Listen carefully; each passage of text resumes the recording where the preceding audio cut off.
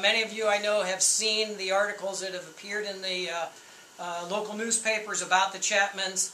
The specifics of their case are that they've been mined essentially off and on for a number of years, and that most recently they've lost their water again, second time.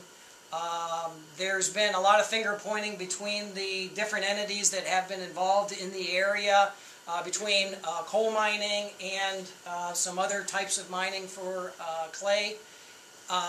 The challenge at this point is that there was a water buffalo delivered, and that provided temporary water. That water buffalo, unfortunately, started to have problems with it very early on. It was one of those white-colored water buffaloes sitting out in their front yard in the middle of the summer, and immediately algae started to grow in that. They started having problems. They've since replaced that with a different water buffalo that then, of course, started to freeze up when the weather turned cold. So then they brought a heater in. They have drilled a second well, which you'd all say, hey, that's great, secondary water source. I understand it was about a 500-foot well. Plenty of water, all salt water, unusable.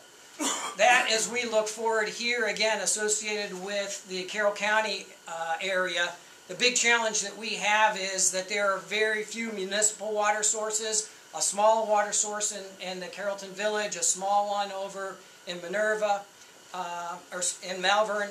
The challenge there is we don't have a secondary water source. There's been no analysis associated with any other water aquifers, and if folks lose the water, it is not realistic, first of all, to run to those 30,000 acres any water pipes from these villages. We're not sure that the village is going to be able to support that.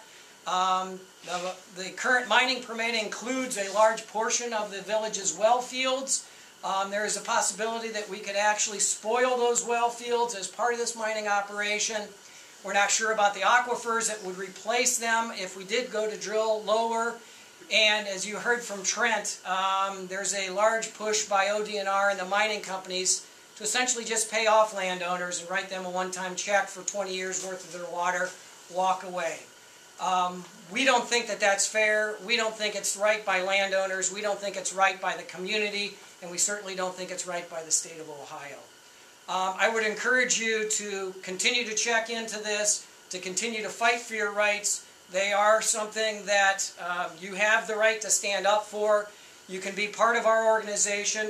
We have some documents up here. If you want to sign your name to the 2 letters that Trent was talking about, one to Chief Husted at ODNR and one to the Inspector General for the state of Ohio, I would encourage you to do that. They're going in the mail on Monday, so it's not too late to add your name to that. I would encourage you to also just continue to learn through our organization, through anybody else. Fight for yourself. Join our fight. We are looking at a collaborative effort and would be able to bring in more folks to that effort.